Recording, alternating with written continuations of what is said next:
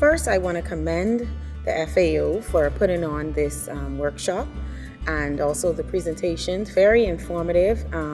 It brought to the forefront a lot of the things that many of us, even me coming into working with the government in the Senate, wouldn't have put a focus and attention to, and it wouldn't have been much of a priority. But the serious nature of it and the importance of it, I want to commend them for putting this on. Some of the things that I take away, firstly, I think it was Dr. Listra that focused on the fact that obesity is one of the main issues in the Caribbean, and the statistics of it is that women have the higher percentage of obesity rates in the Caribbean as opposed to men.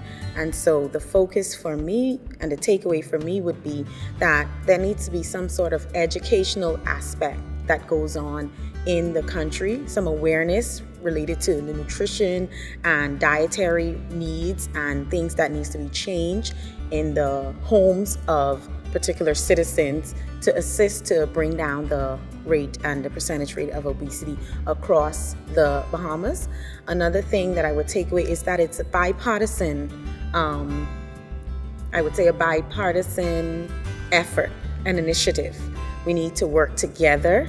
Even though I'm in opposition, I would like to work and be a part of the plans and the regional meetings that the government and the FAO would have taken place regarding to food security and nutrition, so that I can further speak on the movement and further be a part of the changes that needs to happen in the Bahamas. And so that's something that I also will take away. And then also the need for us to implement the legislation and the related policies that will go further in combating hunger and in the quest for implementation of food security, things that we need to change in terms of the legislative reform, in terms of policy implementation, to kind of encourage a change in the diet, a change in the nutrition, and sort of enforce the country to look to building food security and influencing farmers to create more produce and resell it back to citizens.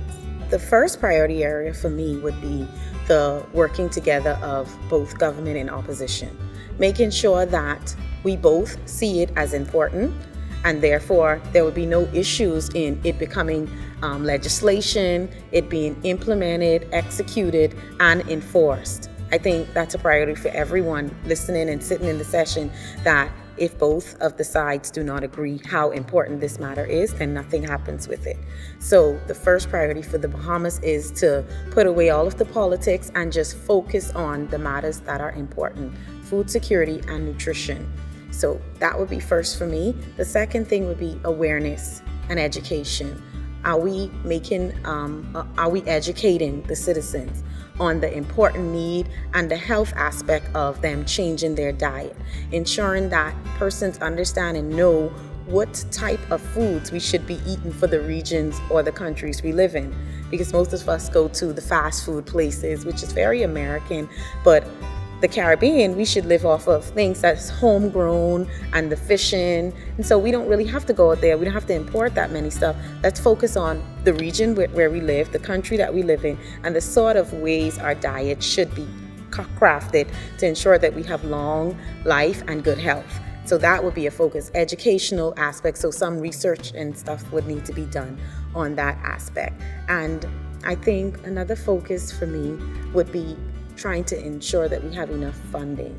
So I think funding would be a big issue for some of the Caribbean countries. I know it would be for us to ensure that we're putting in place various programs that we carried out in the Bahamas, and that people will have access to the information and access to the sort of foods that we want to direct their diet in. More specifically, I think we have to look to the multi-cooperation of various ministries. So you'd have the Ministry of Agriculture, obviously, that would probably take the lead in something like this. Then you would also look to involve the Ministry of Health. So that would be the minister from that ministry, Education, Ministry of Education, Ministry of Trade, Social Services, Foreign Affairs. So it needs to be some multi-cooperation amongst these various ministries so they can show the citizens and the government and the opposition why it's important for them to be a part of this initiative. Another actor would be NGOs.